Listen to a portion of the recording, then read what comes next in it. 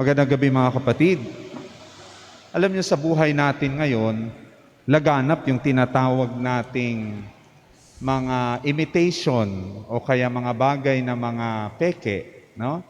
Meron pa nga tayong naririnig na yung mga class A, no? Halimbawa sa mga gamit, sa mga damit, maraming ganyan, no? Na kung hindi ka mapanuri, kung hindi ka maalam, madalas malilinlang ka, no? Akala mo ay puro o tunay yung iyong nabili o nakuha. Pero kalaunan, mapagtatanto mo na ito pala ay peke. No? Alam nyo, sa buhay din natin, lahigit, no? Dahil tayo ay bilang isang tao physical, ang ating karanasan ay nagsasabi na sa ating buhay upang tayo ay patuloy na mabuhay at mag-survive, ay kailangan natin kumain. We need nutrition. No? Kaya kung halimbawa, babalikan natin yung pag-aaral na lang natin, halimbawa sa yung needs ng tao, meron isang may akda na pinakita niya ito sa pamamagitan ng itsura ng isang pyramid. At makikita natin na doon sa need, no? Kung hindi ako nagkakamali, ang psychologist na ito ay, ang pangalan ay Maslow, no? Makikita natin yung pinakamalapad at malaking bahagi ay yung tinatawag natin na physical need. Ito yung mga pagkain, no? Nutrisyon na para tayo lumakas. At sa ibayo ng pyramid habang pataas, yung pinakatuktok na medyo maliit na lamang ay yung tinatawag natin na spiritual need. No? Pero ito yung ating pananaw at ito yung ating nararanasan. No? Kaya nga, nagsisikap tayo upang tayo ay magkaroon ng buhay na maayos at higit sa lahat, ng makakain ng wasto at tama. Pero mga kapatid, yung karanasan natin na to, minsan iniisip natin, ito na yung pinakamahalaga sa buhay.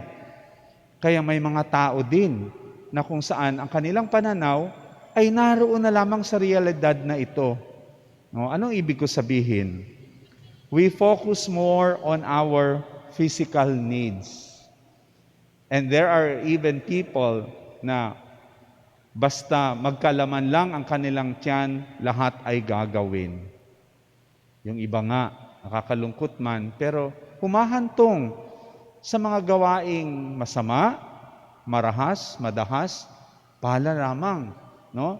Sabihin natin na magkaroon ng magandang buhay. Actually, itong tinutukoy ko na to ay hindi dahil sa wala na silang makain. Kung hindi, ito yung mga kapatid natin na ang kanilang value sa buhay ay puro makamundo, physical. At ang masaklap pa, kahit meron na sila, ay nandun pa rin yung pagkaganid na gusto nila na parabang walang katapusang paghahangad, pag-aasam, na lalo pang lumago ang kanilang kayamanan na kahit na yung iba ay nasasaktan. Yun ang masaklap.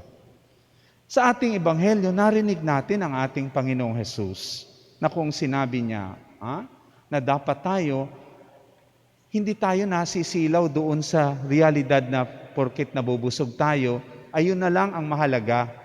Ang sinasabi ng Panginoon ay dapat maunawaan natin na meron pang mas mahalaga, na totoong mahalaga sa buhay natin.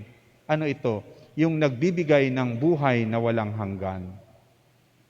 Kasi kung baliktad yung ating pananaw, hindi natin iniintindi yung espiritual na pangangailangan ng ating buhay, ay yun ang hindi maganda. Kaya nga, ang isang halimbawa na lang sa ating unang pagbasa, si San Esteban, na kung saan hindi niya ininda kung ano ang sasabihin ng iba. Hindi niya ininda na kahit siya ay mamamatay sa ngalan ng kanyang pananampalataya at pagtugon sa tawag ng Diyos. Nakita natin kung paanong siya ay pinagkaisahan ng mga tao sa kanyang bayan hanggang siya ay mamamatay. Pero nandoon pa rin, naging malakas siya, hindi natinag yung kanyang pananampalataya, yung kanyang pagsaksi at ang kanyang pagsunod sa ating Panginoon. Sana mga kapatid, tayo din. Narito pa lang tayo sa 3 linggo ng Pasko ng pagkabuhay ng ating Panginoon. Ito yung paalala sa atin na sana sa buhay natin, huwag nating kaliligtaan na ang mas mahalaga ay ang nagbibigay ng buhay na walang hanggan. Saan natin at paano natin yan matatamo? Isa lang, sa pamamagitan ng ating Panginoong Hesukristo. Kaya nga, ang pinakahuling sabi niya sa mga taong nagtatanong, paano po ba namin maganap ang kalooban ng Diyos sa buhay namin? Anong sabi ng ating Panginoong Hesus? Manalig kayo sa sinugo niya. Sino yung sinugo ng Ama? Walang iba kung hindi ang ating Panginoong Hesus. Ang ibig sabihin ng manalig tayo sa ating Panginoong Hesus, sundin natin, tupdin natin ang kanyang atas.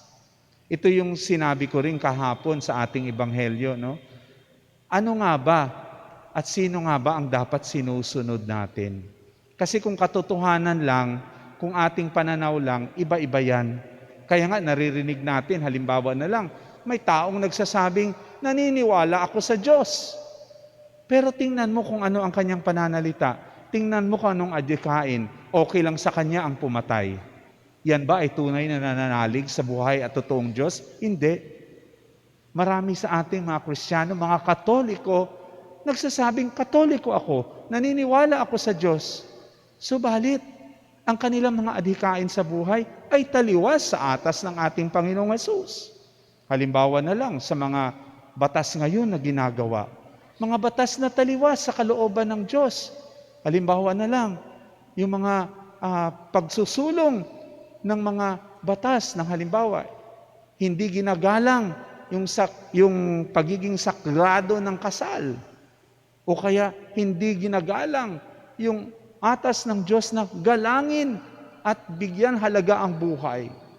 Kapag ang mga ginagawa natin ay base lamang sa ating pansarili, hindi ayon sa utos ng ating Panginoon, ibig sabihin, hindi tayo sumusunod o naniniwala sa sinugo ng Ama ng walang iba kundi ang ating Panginoong Hesus. Kaya mga kapatid, sa ating paglalakbay, sa ating pagpupunyagi, bilang mga binyagan na nakatanggap na ng panibagong buhay kay Kristo, ang ating adhikain sa buhay ay tupdin at sundin ang atas ng Panginoong Hesus. Hindi kung sino-sinong nagsasabi diyan. Bukod tanging ang Panginoong Hesus lamang. Ang kanyang salita lamang ang tunay na nagbibigay ng buhay. Kaya nga halimbawa sa 6 na kabanata ng Ebanghelyo ni San Juan, chapter 6 of the Gospel of John, towards the end, nung nag-alisan na yung mga ibang sumusunod kay Jesus, nung natira na lamang ay yung mga 12, ano ang sabi ng Panginoon? Kayo ba ay aalis din? Ano ang sagot ni Pedro? Sabi niya, saan kami tutungo, Panginoon? Sa iyo lamang at ikaw lamang ang makapagbibigay ng buhay na walang hanggan. Kaya mga kapatid, kay Jesus lamang tayo makikinig, sa Kanya lamang tayo sumunod.